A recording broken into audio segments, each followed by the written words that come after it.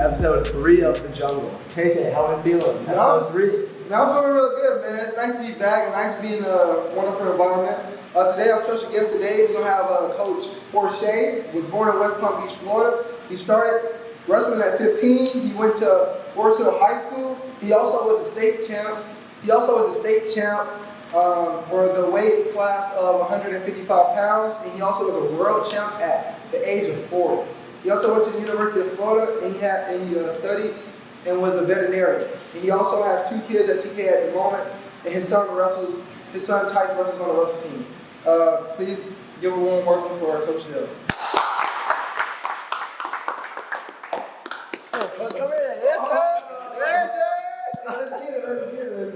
How's it going, Coach? Welcome on. Sir? Welcome on. Thank you. How's it going? Thanks for having me. Hey, how's it going? How was your morning like? What you did this morning? Busy. I went down and actually wrestled myself, practiced today, and lifted some weights, and then came here. Hey, you still lifting at this age? Showered a little bit. Is that the key looking so good at age 60? I don't know that it's looking so good, but I think it's the key to staying healthy is staying busy. Being busy, lifting, doing some exercise. Who's the good-looking 6-year-old in the room? The best-looking 60-year-old? Yeah. I would say by default, it's me. The only one. What's it like, having 2 kids at the school that you coach wrestling at? I mean, how is that? I mean, being able to see your kids every day. I mean, how is that? What does that mean? I know you even one of them on the wrestling team. Like, how is that? I mean, so I started the wrestling team last year, and one of the reasons was because I thought that it was a sport that King's Academy would do well at, that they needed. Every other school in Palm Beach County almost has a wrestling team. And I thought it was time. And the benefit was in coaching, both my sons were on the team last year. Luke's shoulders popped out, so we decided the sport's not for him. But Tays did very well, and he's continued to wrestle this year. So it is cool to have and to be able to interact with your kid on a daily basis, especially at practice. And then I get to interact with a bunch of other characters like Tay and a bunch of others. So. Speaking of Tay, what's like the funniest, most blooper moment he's had at practice? So Ones that I'm allowed to say on camera. Sometimes I get in funny positions and I'm not really sure how they ended up that way, but I say, come on guys, we gotta get back to wrestling. But we do have a good time. It's a lot of hard work, and I think some of the guys who play other sports who have transitioned or come out for wrestling can attest to it. Physically, I think it's probably the hardest sport because you don't get any breaks. It's a 6-minute match. It's constantly one guy against you trying to pound your head into the mat, and you're trying to do the same to them. So it's tough. And I've had a lot of guys from other sports come in and say, Coach, that was the hardest thing I've ever done in my life. And then, so bringing back how you said other athletes playing other sports, how would you say wrestling translate to other sports? So that's one of the ways I try to recruit is for football. I think it's probably the greatest sports because it translates very well. On the defensive line, hand fighting, getting by a guy, all that. As far as offensive line, I think it's great too because basically getting low, hands out. And one of my great stories is there's a guy, Stephen Neal, who has 3 Super Bowl rings with New England Patriots. Never played a down of college football. He wrestled in high school. He wrestled in college, won a world championship in wrestling, didn't make it to the Olympics. So he's like, what do I do now? His agent got him a tryout with Bill Belichick. Bill Belichick liked what he saw, kept him on the team. He eventually was starting right guard for the Super Bowl champions New England Patriots. So I try to tell that story. And Ray Lewis, who is a linebacker, I believe he's in the Hall of Fame for the Ravens. He was a state champion in high school in Florida. So I try to transition that, hey, if you want to be a better football player, wrestling's the sport for you. And I understand if you can throw a 90-mile-an-hour softball or you're a shortstop and you can hit the curveball, don't come out for wrestling. If you're Ransom who can hit a 3-point shot, wrestling's not your sport. However, if you want to be better on the football field, if you just want to be tougher, we have some kids that do it because they think they want to fight MMA, and I think it's the best sport base for MMA as well. How is that seeing your kid? I mean, do you ever get nervous for him or anything on the mat? Or how does that even work out as a dad? And how do you change your mindset to be a coach? So I think that's a good question. I think though, anytime you're a father and there's a little bit of anxiety because you want to see your children succeed, right? But I want to see all my kids succeed. But I try not to make too big a deal about it because winning or losing a match in the grand scheme of life is not the biggest or worst thing. But I typically give him a hug, tell him I love him, and say, go have fun. And he's had some success, so it's fun sharing. It's neat when you're out there sharing success with your son or all these kids, being able to hug them and tell them great job. And it gets on me, if you lose a match like that, how's the car ride home after that? I mean, I'm sure you can probably tell us too, but from your perspective, how's the car ride home? Oh, I always think that nobody feels worse than the athlete themselves when they lose, right? Yeah. I think the last thing a coach needs to do is beat them up for that. However, what I try to do is let them cool off a little bit, maybe let them rest and say, hey, here's where I think you could have made a difference, you could have made a change, you could have done something different, and try to let them learn from that. In fact, typically the next practice, we all sit down and I'll go through match by memory and say, hey, this is what you could have done better, this is how you could have done something different. It's not gonna make me lose sleep, and hopefully he doesn't lose sleep, but we just try to get better every day. So another topic we want to start is what led you to coaching? What led me to coaching? Well, a couple things. I coached at Forest Hill High School before I had children for free, and did that, and we had some success.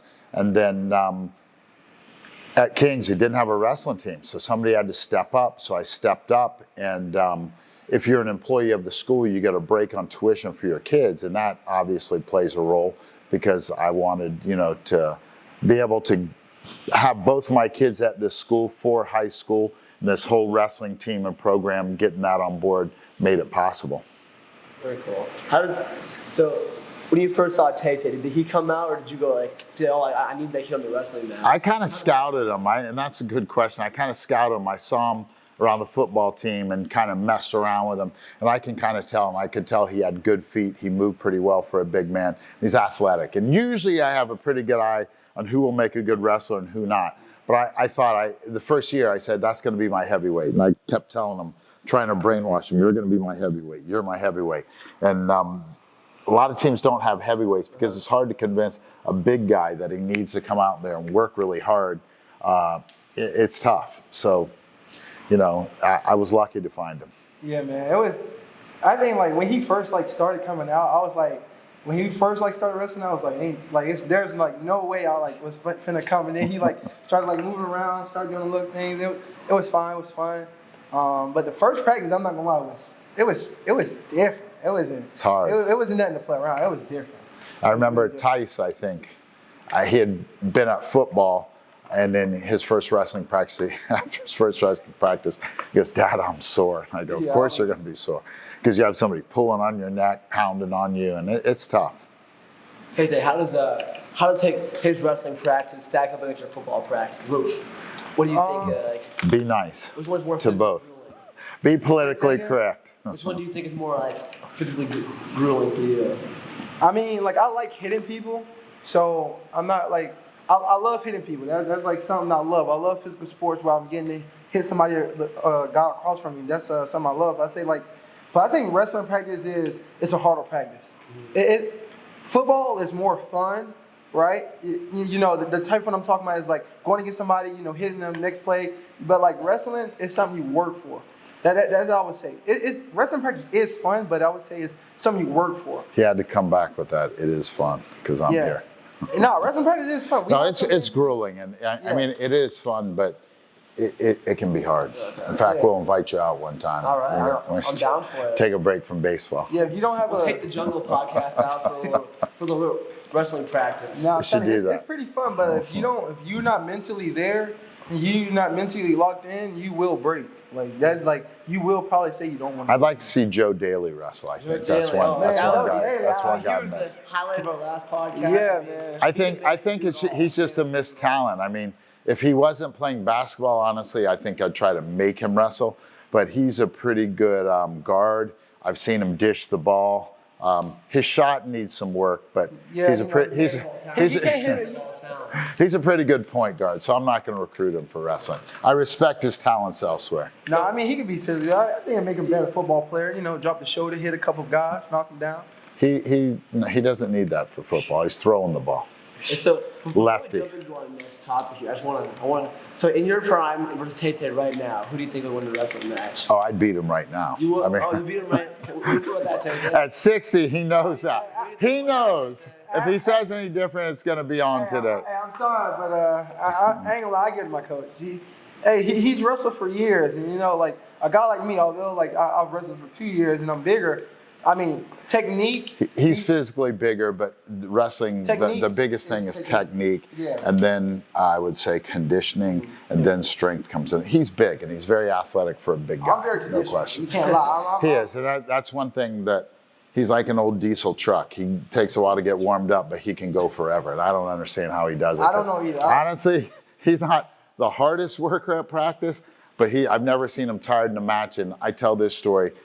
In the Martin County, Palm Beach County All-Star football game.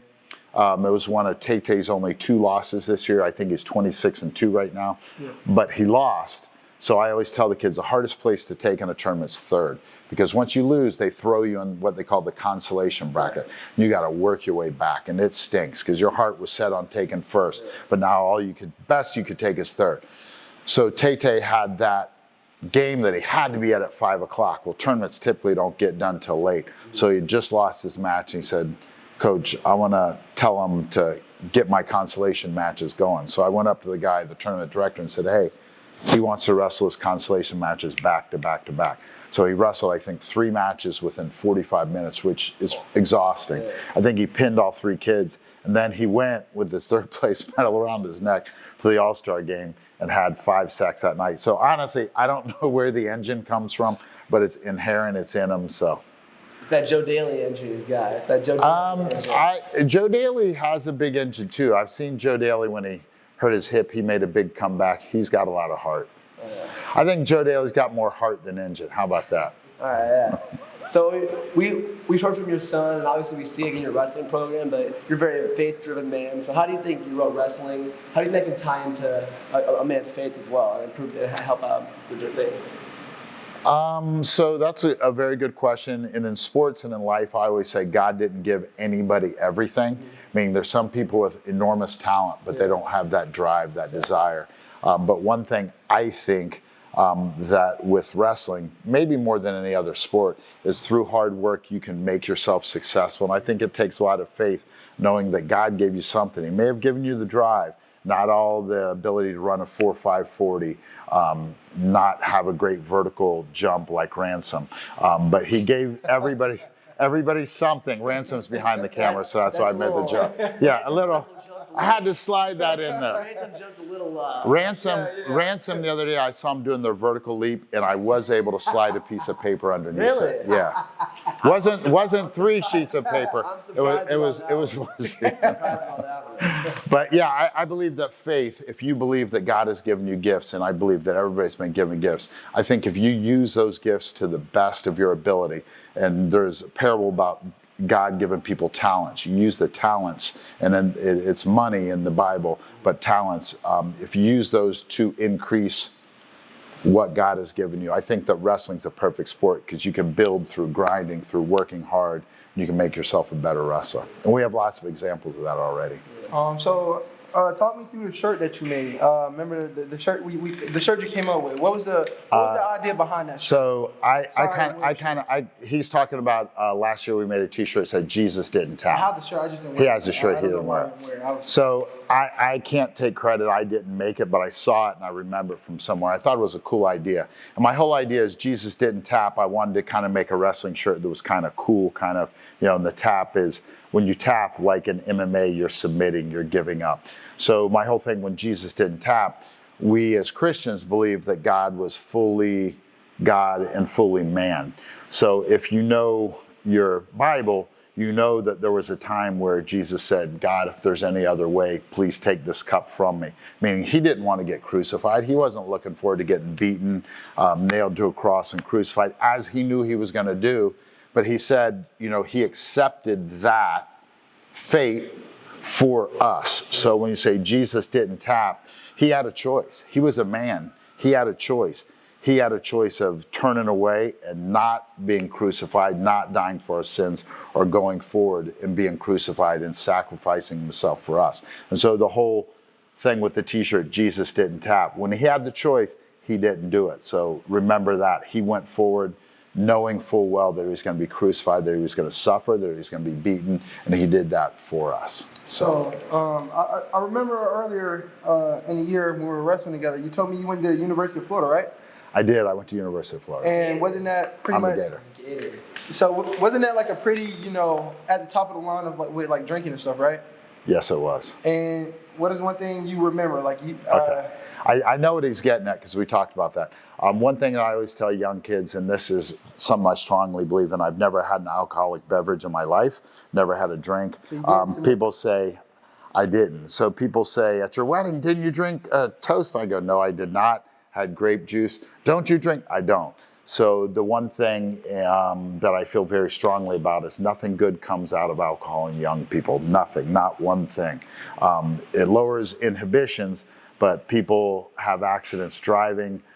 People have all kind of misfortunes that leads to all kind of downward spiral with the drinking. So I did go to University of Florida when it's the #1 party school in the country, but I did not drink. And I lived in a fraternity house for 3 years and still didn't drink. So I do think that I have a strong, and I'm not going to say character, but I have a strong amount of discipline not to bend to what society thinks you should do, or I would even say peer pressure. I'm not going to bend to peer pressure if I don't think it's the right thing. So then how do you do that? How do you drill that into the wrestlers like teams? I don't know that that's something. I kind of think it is something that either is there or not. But I try to, just like I told you, and you remember the story. I try to tell the kids that I think you can be a cool guy, because I think everybody thinks they're cool, right? Yeah. Whether they are or not, right? We all think that we're this on the cool level, when really. Right. Well, Joe Daly may be that high on the cool level, starting quarterback, starting basketball, right. But we all think that we're up here when in actuality, a lot of us, like, I don't dance as well as I think I do. I can't sing. I can't do any of that stuff. But I think that I'm still, but I want the kids to know that you can be happy, you can be successful, you can be fun, and you don't have to partake in things that the world says you do. And one of those is absolutely alcohol. I don't cuss. I think my child can tell me, you've never heard me cuss in your 16 years. It's just not something that I do, and I choose to. But I think by showing the kids that it's possible, maybe, and it may not affect everyone, but there's a couple that are gonna say, hey, my coach didn't drink. I think I don't have to drink either. Do you think that has something to do with, like tying, obviously you're very disciplined, but do you think it has something to do with tying into the faith as well, like not giving in to the lust or temptation that the world may throw at you? I think that when you're tempted, at church this week they said God will never tempt you, and I believe that. God doesn't tempt you. Who do we think tempts us? Not God.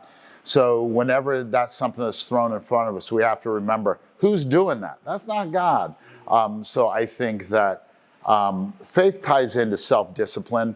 And I always tell people, Jesus, when he asked the Pharisees, what's the most important law of all? Do you remember what it was? Don't work on the Sabbath. No. Most important law of all. The Jewish, they had tons of laws. Jesus asked the Pharisees asked Jesus, trying to trap him, what's the most important law of all? What did he say? Love God with all your heart, soul, mind. And then he said the second is love your neighbor as you love yourself. So for me, I think that there's three things. Love God, love your neighbor, but also love yourself. If you love yourself, does that involve going out on the weekend, getting drunk, getting passed out drunk, maybe getting into an accident, not only harming yourself, harming somebody else? Are you loving yourself? No. And I think that, that's the three most important laws. Love God, love your neighbor, love yourself. So to me, it all falls in line. Very cool stuff. Who do you think has a higher vertical, Ransom or Joe Daly? I don't think there's a lick. We've seen them jump. Personally, I've seen Joe dunk, but I've never seen Ransom dunk. So I'm going with Joe. I mean, Well, Ransom's like 6'7", and I've seen a dunk, but it's like laid in the hoop. It's not really I mean, we got a forcefully. multi-sport athlete, Division I quarterback in Joe Daly, and I mean, then we got way more Ransom. So I mean, Ransom, I think, is he plays volleyball and basketball though, so multiple sports. I'm gonna go Ransom only because he already has the height and he don't even got to jump that. He can have a no, but that's the whole thing. Vertical, not. He only has probably a 24. I would say 20. We probably jump the same. I'll jump a 24. I like to see Ransom get on a mat with Tay, honestly. We try this in weight class. We try this in weight class. It wouldn't be pretty. It'd be like Tay having a 3-point shooting contest with Ransom. So I think different sport, different outcomes, same thing. It depends though. Can we do distractions? Because if we can, I'm gonna shoot. I'm gonna shoot. I've seen Tay play basketball, and he plays basketball a lot like he wrestles. Very, very rough and fouls. I can attest to that. If fouls are called, he's throwing elbows. He's throwing Exactly. Has some cut his nails. So, who's your favorite UFC fighter in their weight class? Woo! I don't know. So he asked me that. So UFC, I follow it. I actually train with the team. There's a lot of UFC fighters down there, and a lot of them I have are my friends. So I like all of them.